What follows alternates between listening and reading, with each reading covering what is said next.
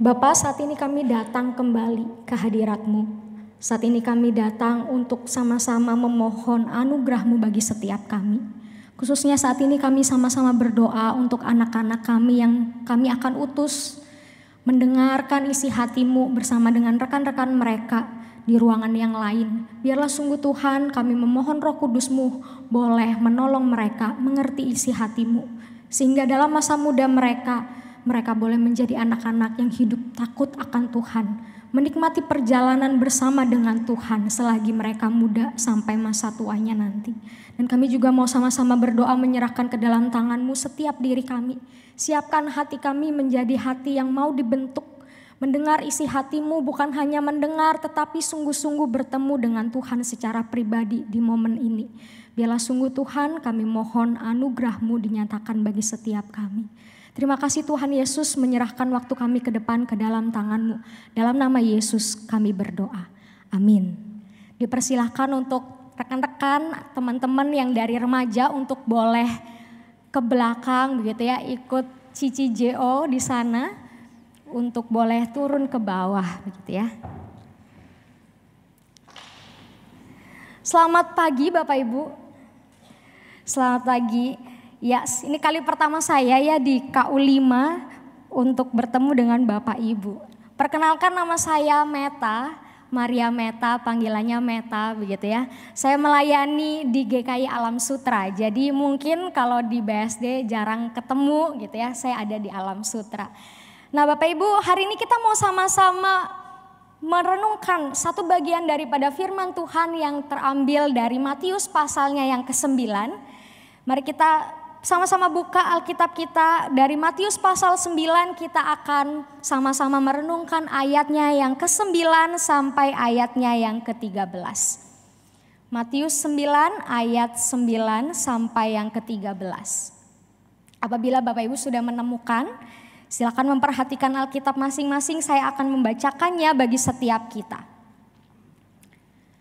Setelah Yesus pergi dari situ, ia melihat seorang bernama Matius duduk di tempat pemungutan cukai. Lalu ia berkata kepadanya, "Ikutlah aku." Matius pun bangkit dan mengikut dia. Ketika Yesus makan di rumah Matius, datanglah banyak pemungut cukai dan orang berdosa lalu makan bersama dia dan murid-muridnya. Pada waktu itu, orang Farisi melihat hal itu. Berkatalah mereka kepada murid-murid Yesus, "Mengapa gurumu makan bersama pemungut cukai dan orang berdosa?" Yesus mendengarnya dan berkata, "Bukan orang sehat yang memerlukan tabib, tetapi orang sakit. Jadi pergilah dan pelajarilah arti firman ini. Yang ku kehendaki ialah belas kasihan dan bukan persembahan. Sebab aku datang bukan untuk memanggil orang benar, melainkan orang berdosa." Oke, sambil menunggu begitu ya PowerPoint saya. Bapak Ibu, karena kali ini adalah hari pertama bukan ya, kali pertama saya datang ke sini, izinkan saya untuk memperkenalkan diri sedikit lebih jauh begitu ya. Saya punya hobi nonton Bapak Ibu ya. Jadi saya suka sekali nonton film-film. Ya meskipun nggak terlalu update begitu ya, kayak kalau ada film baru di bioskop pasti nonton, enggak juga. Tetapi saya menikmati hobi saya ini, nonton film. Nah salah satu film yang hari ini saya mau bagikan kepada setiap kita, mungkin setiap kita pernah nonton ya.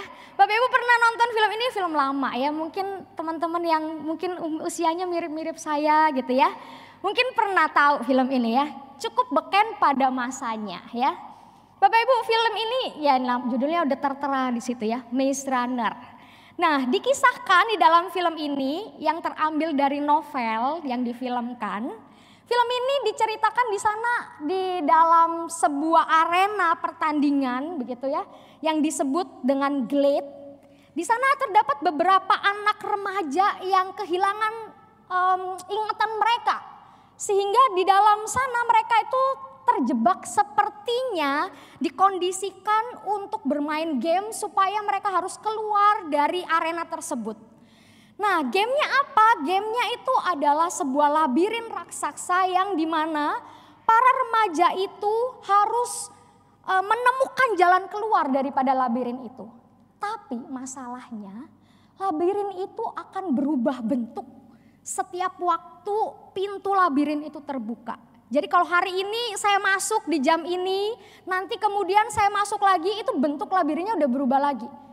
Jadi akan sangat sulit bagi anak-anak remaja ini menemukan jalan keluar yang harus segera mereka temukan kalau mereka mau keluar dari arena tersebut. Nah Bapak Ibu, gak cuman karena labirinnya itu suka berubah-berubah, tetapi di dalam labirin itu ada makhluk mengerikan bernama Griever. Nah jadi si Griever ini bisa memakan, membunuh setiap remaja yang mereka temui di dalam labirin itu. Dan tidak jarang teman-teman mereka satu persatu mati. Atau ada yang masuk gak bisa keluar. Dan mereka gak tahu temannya itu kemana. Nah teman-teman, sampai akhirnya sang pemeran utama ini bernama Thomas itu ya. Mungkin namanya ada yang sama ya. Dia datang dan membawa warna baru di dalam cerita film tersebut. Thomas ini datang dengan memberikan sebuah keberanian. Kita harus terus coba, kita gak boleh nyerah begitu ya. Maka dia mulai memimpin teman-temannya itu yang disebut sebagai pelari atau runner untuk memetakan bentuk labirin ini. Siapa tahu ada pola yang terbentuk. Kalau jam ini perubahannya seperti ini, nanti jam berikutnya perubahan seperti ini kita bisa tebak.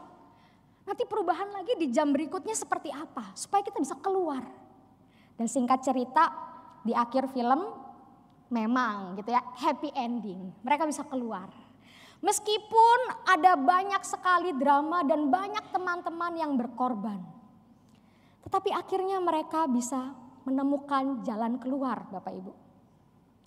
Bapak Ibu, kalau saya renungkan, sebenarnya apakah hidup kita itu sebenarnya tidak jauh dengan kisah film ini? Hidup manusia penuh misteri, bukan? Kita nggak ngerti ke depan ada apa. Kita tidak tahu apabila ketika kita dalam hidup ada pilihan, kalau saya pilih A, endingnya akan seperti apa. Kalau saya pilih B, endingnya akan seperti apa. Kita nggak bisa tahu apakah resiko yang saya ambil sekarang dalam pilihan ini akan sanggup saya tanggung ke depan. Kita nggak tahu pilihan mana yang saya bisa toleransi untuk nanti ke depan membuat hidup saya jadi lebih baik. Perjalanan kehidupan manusia membingungkan. Tidak ada yang pasti, penuh dilema. Kalau kata anak zaman sekarang, penuh dengan kegalauan. Begitu ya Bapak Ibu ya. Nah menurut banyak orang mungkin pilihan kita, apalagi kalau masih muda begitu ya, salah. Tapi bagi kita, wah ini pilihan hidup saya mau ambil yang A.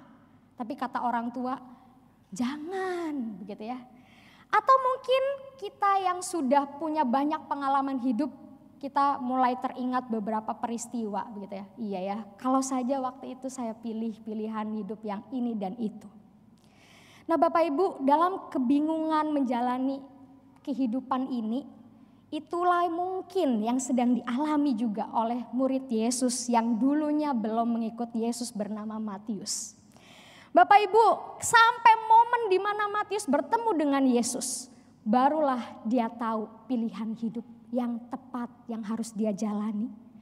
Bapak Ibu, siapakah Matius?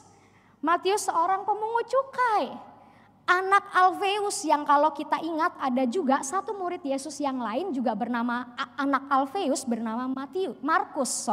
Di Markus pasal 2 ayat 14 dikatakan Markus anak Alfeus. Memang tidak ada, Yakobus, bukan Markus ya. Memang tidak ada penjelasan lebih lagi apakah mereka bersaudara atau tidak. Tetapi yang jelas Matius ini di dalam bagian Injil yang lain tidak disebutkan namanya sebagai Matius. Tetapi disebutkan sebagai bernama Lewi. Nah mulai ada perbincangan kenapa namanya Lewi di Injil Markus dan Lukas. Kisahnya sama tapi namanya beda. Apakah beda orang? Apakah memang Matius itu aslinya namanya Lewi? Beberapa penafsir mengatakan memang sepertinya nama asli Matius itu adalah Lewi. Tapi setelah dia bertemu dengan Yesus, seperti Paulus ya, dia mengubah namanya menjadi Matius, yang artinya hadiah dari Allah. Bapak Ibu, Matius ini merupakan salah satu murid Yesus yang dipanggil akhir-akhir. Kalau kita baca di dalam surat Injil, begitu ya, di kitab Injil, kita akan melihat perjalanan panggilan Yesus kepada para murid terakhir itu yang diceritakan kisah Matius. Baru setelah itu tidak lama, kalau di Matius, di Injil Matius di pasal yang ke-10, Yesus mendeklarasikan nama ke-12 rasul. Nah, jadi Matius ini mempunyai kisah yang menarik sehingga diceritakan secara detail. Sedangkan tidak semua para murid Yesus dikisahkan cerita ketika Yesus memanggil mereka. Kenapa? Karena peristiwa ini kalau ketika saya merenungkannya mirip dengan beberapa peristiwa lain di dalam Alkitab. Yaitu salah satunya adalah mirip ketika Yesus memanggil Petrus dan Yohanes. Bapak Ibu ingat kisah ini ketika Yesus memanggil Petrus dan Andreas ketika dipanggil, Tuhan Yesus berkata kepada mereka, ikutlah aku. Lalu mereka mengikut Yesus. Dan demikian juga yang terjadi dengan Matius. Ketika Matius dipanggil, ikutlah aku. Firman Tuhan mencatat di dalam Alkitab, Matius pun bangkit dan mengikut dia. Dia langsung pergi. Dia langsung meninggalkan pekerjaannya. Petrus dan Andreas meninggalkan jalannya, meninggalkan ikan-ikan yang mereka tangkap, meninggalkan perahu dan orang tuanya lalu mengikut Yesus.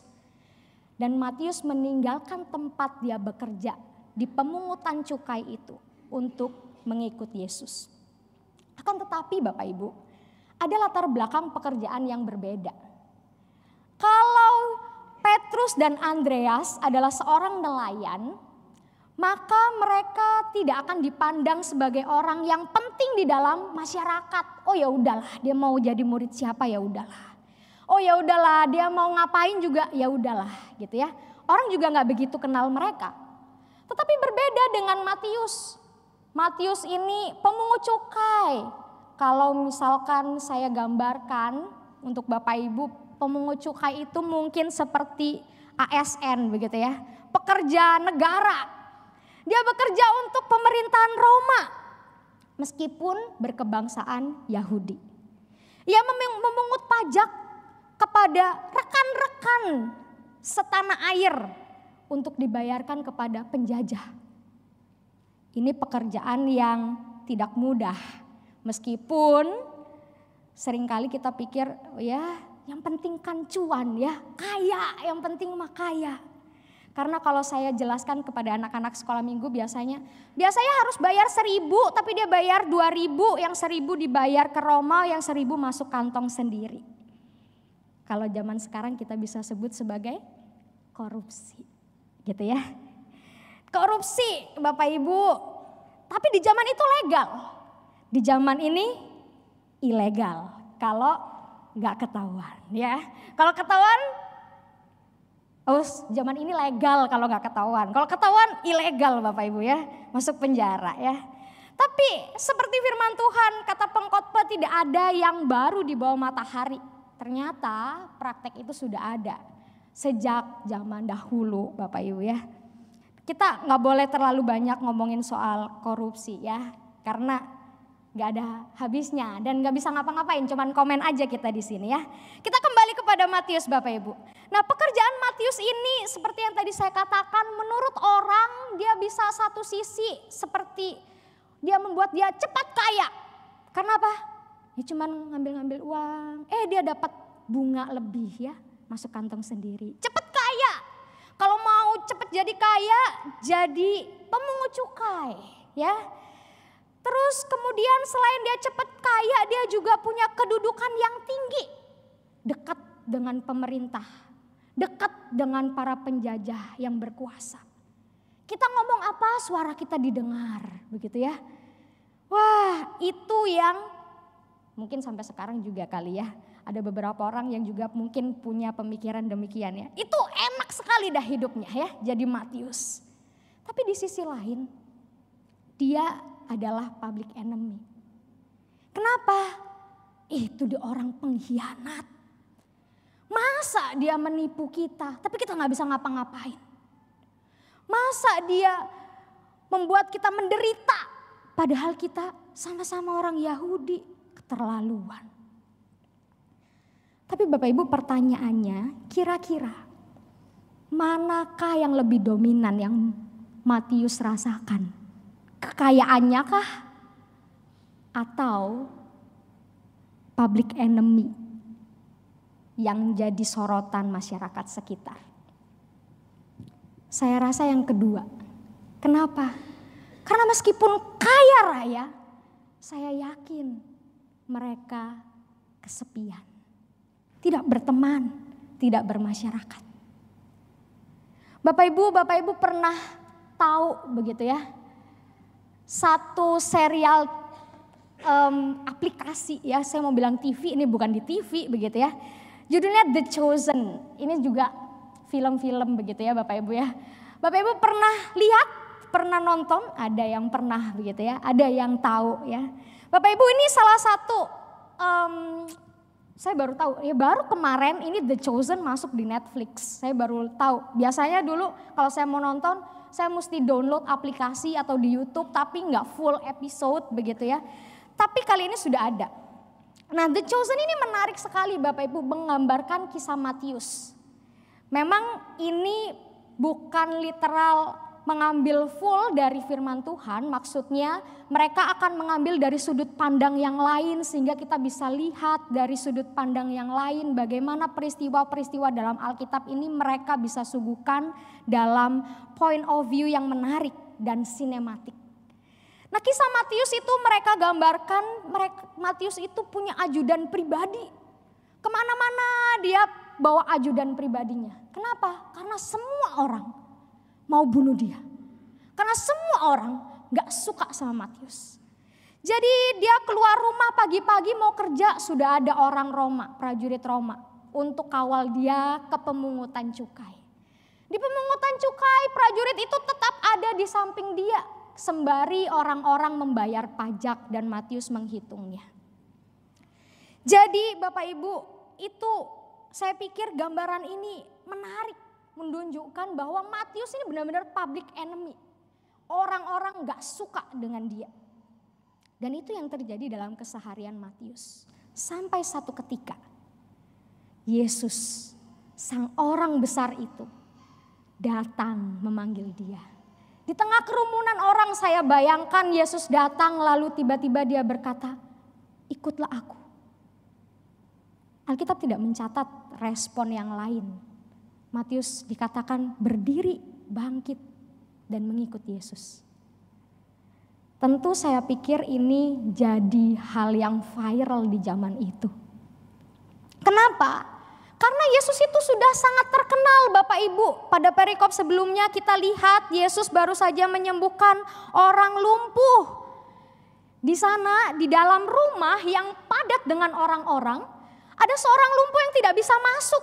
Kenapa? Karena semua orang mau dengar Yesus, mau disembuhkan oleh Yesus. Sehingga 4 orang teman ini membawa orang lumpuh ini naik ke atap rumah, membobol atap rumah, entah punya siapa itu rumah ya. Lalu mereka menurunkan teman mereka dan Yesus menyembuhkannya. Banyak orang sudah kenal Yesus. Banyak orang sudah dengar dan melihat, menyaksikan apa yang Yesus telah perbuat.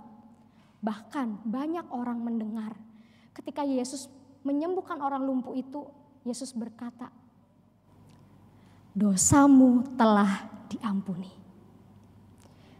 Ini perkataan pertama yang Yesus katakan ketika menyembuhkan orang lumpuh itu di depan banyak orang. Dan perkataan ini sudah cukup menjadi buah bibir bagi masyarakat pada waktu itu. Siapa dia?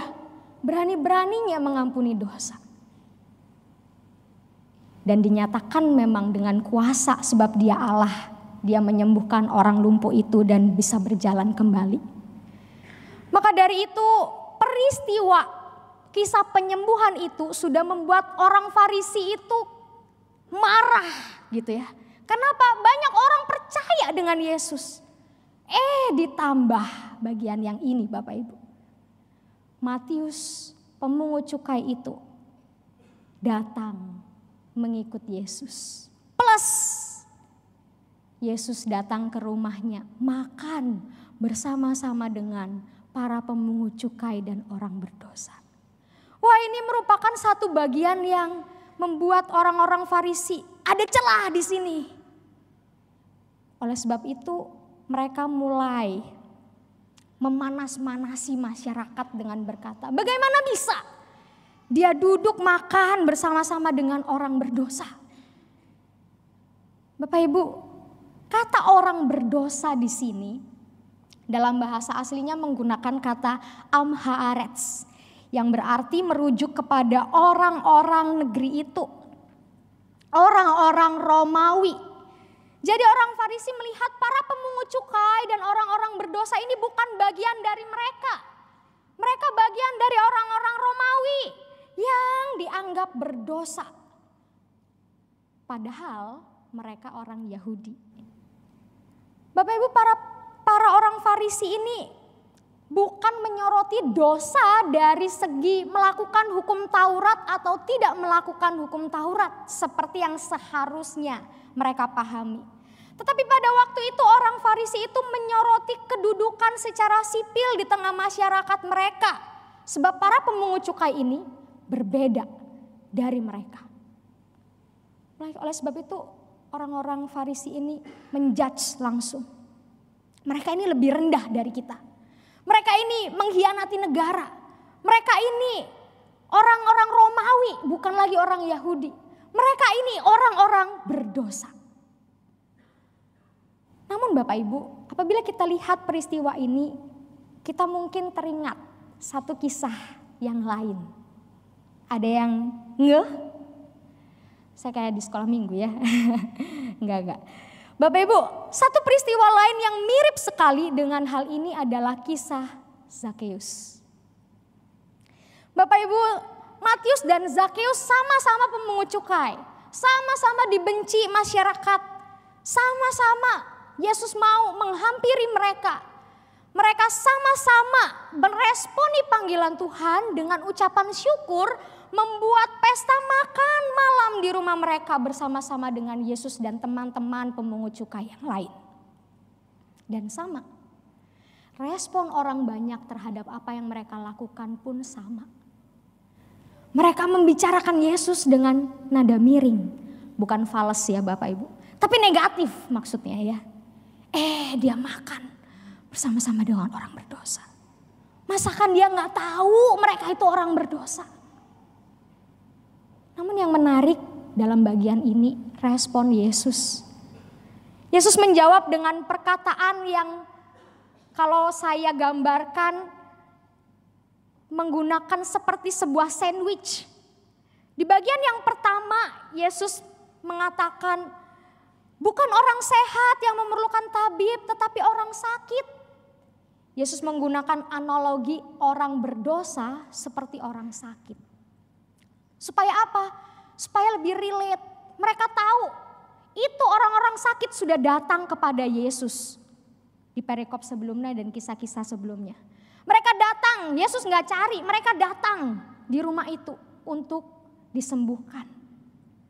Mereka datang untuk mencari seorang tabib yang menolong mereka. Dan Yesus sanggup melakukannya sebab Dia Allah. Nah, oleh sebab itu Bapak Ibu, orang berdosa itu butuh pertolongan untuk mendapatkan pemulihan dari kondisi sebelumnya. Dan Yesus sanggup untuk memulihkan kondisi mereka. Yesus hadir di tengah-tengah mereka.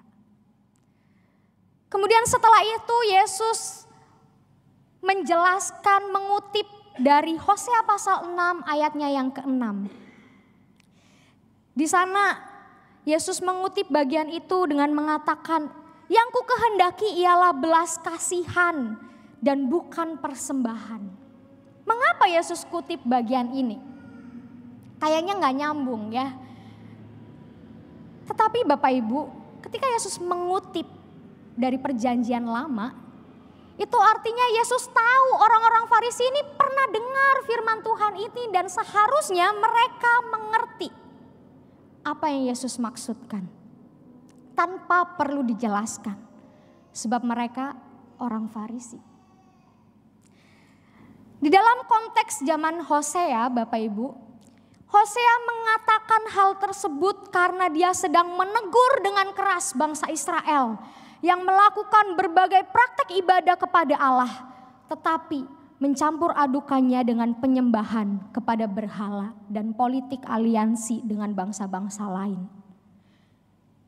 Hosea tahu bangsa Israel ini tetap beribadah, memberi persembahan, korban bakaran kepada Allah, tetapi hati mereka tidak sungguh-sungguh ada untuk Allah. Sebab hal itu ditunjukkan ketika mereka kemudian menjadi tidak setia. Mereka tetap berdoa juga kepada berhala-berhala dari bangsa-bangsa lain. Mereka memperlakukan orang lain dengan dusta, mencuri, membunuh demi kepentingan sendiri.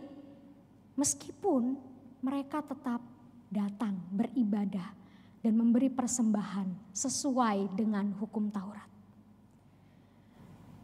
Bapak Ibu, oleh sebab itu Allah melihat bahwa meskipun mereka melakukan praktik ibadah, meskipun mereka beribadah dengan tepat, persis seperti dengan perintah Tuhan dalam hukum Taurat, tetapi sesungguhnya hati mereka tidak dipenuhi dengan belas kasih yang Allah kehendaki.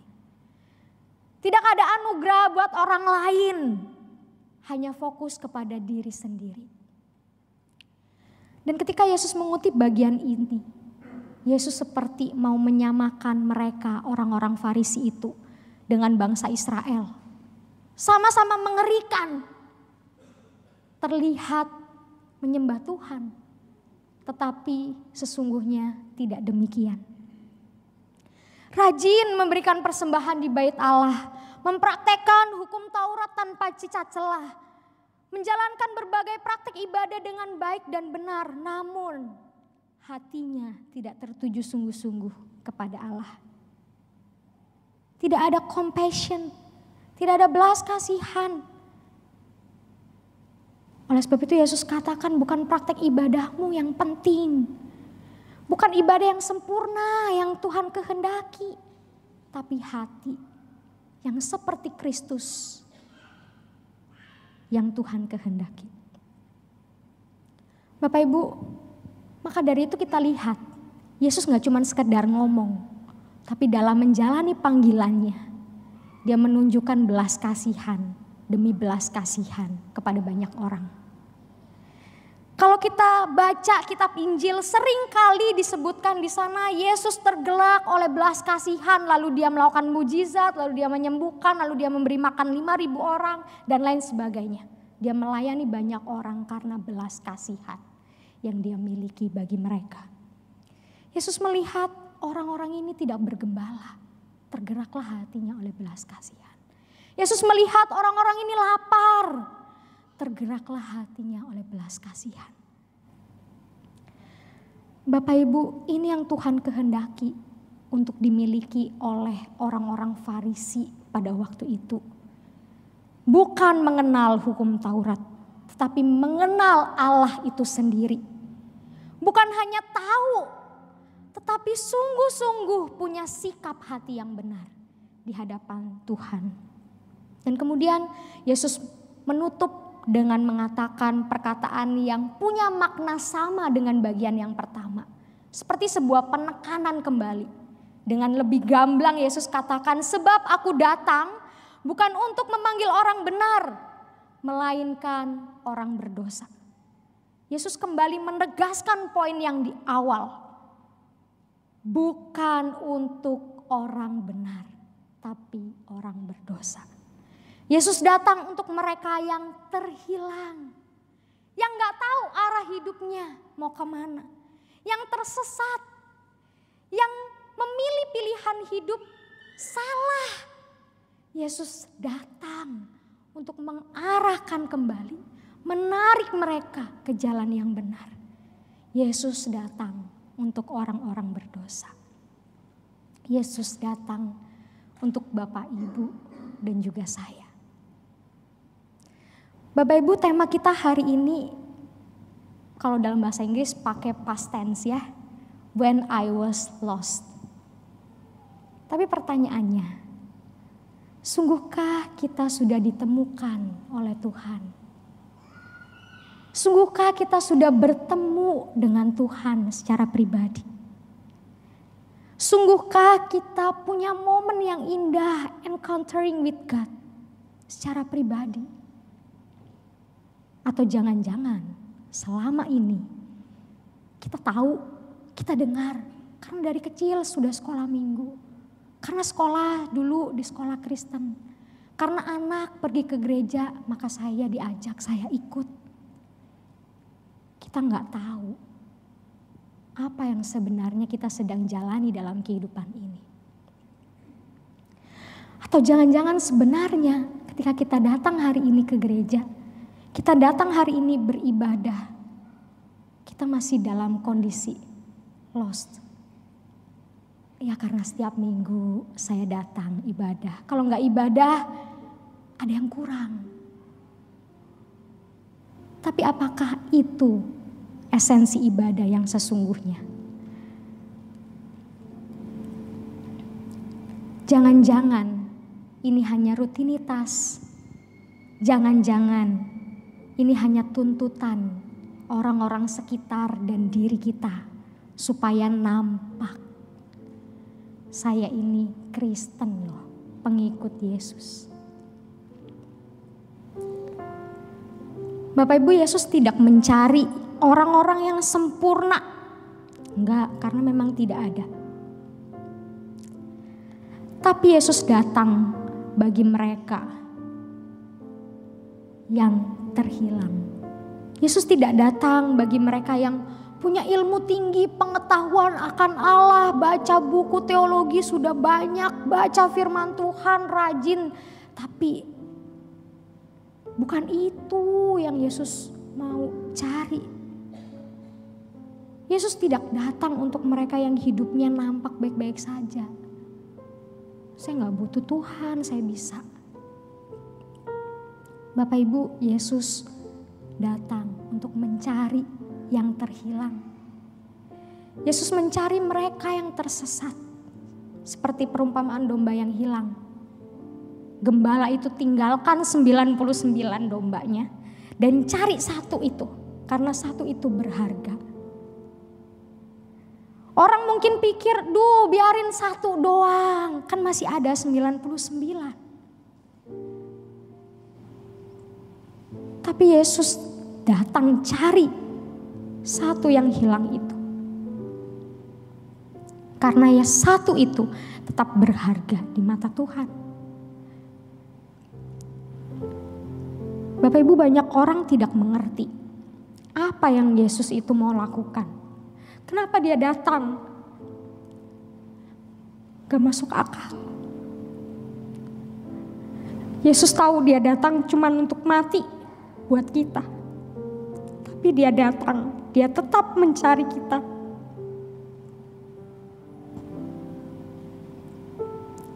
Kita gak ngerti Bapak Ibu, karena kita terbatas. Tapi Allah yang tidak terbatas itu tahu rencana yang indah buat kita.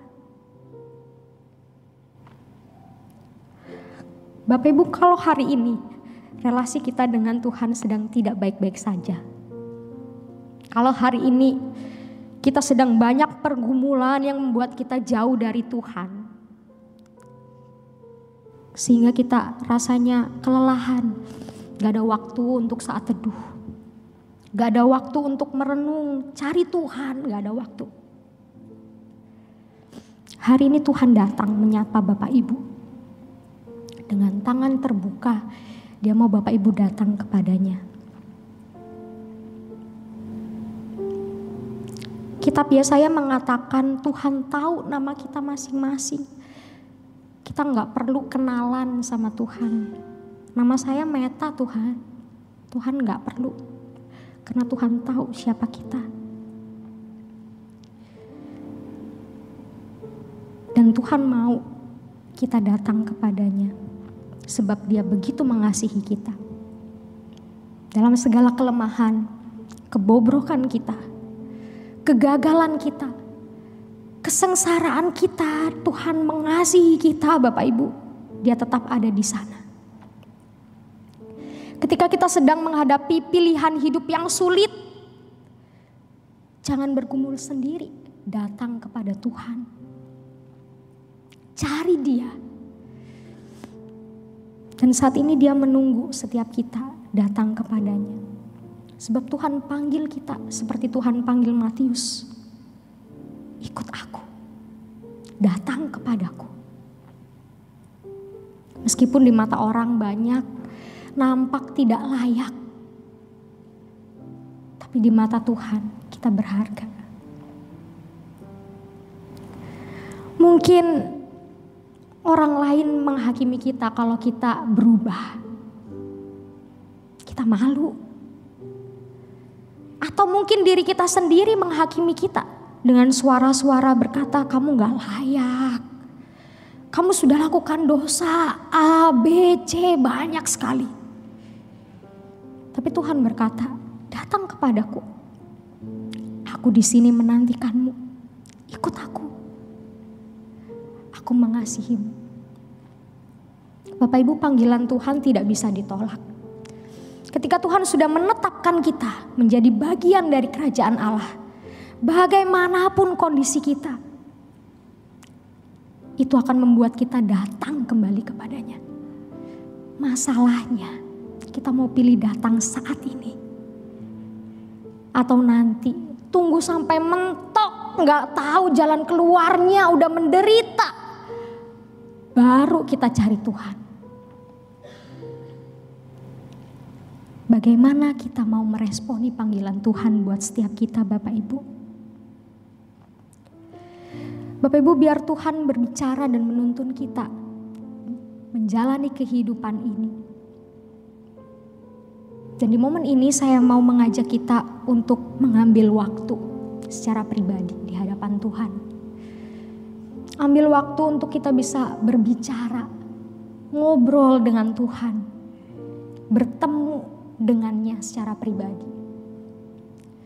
Saya rindu setiap kita di momen ini meresponi panggilan Tuhan seperti Matius meresponi panggilan Tuhan dalam hidupnya. Ketika Tuhan sudah temukan kita, orang berdosa, apa yang kita mau lakukan di hadapan Tuhan? Mari kita ambil waktu tenang. Kita mau datang kepada Tuhan secara pribadi.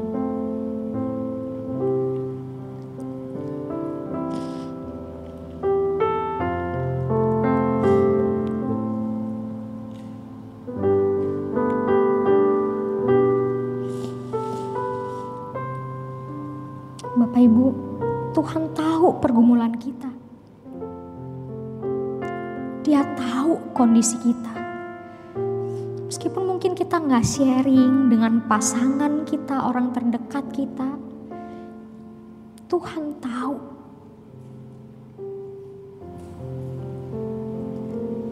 Meskipun mungkin sekarang kondisi kita sedang tidak baik-baik saja,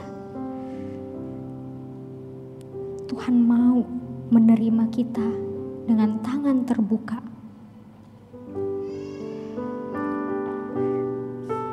Datang kepada Tuhan.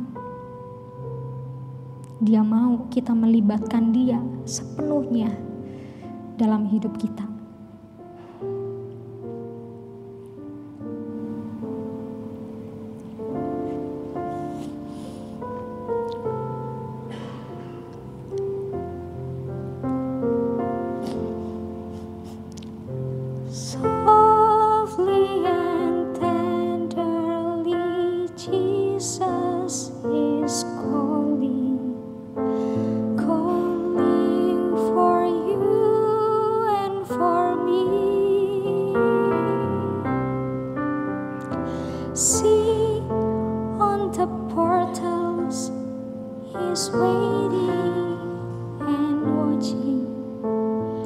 Watching for you.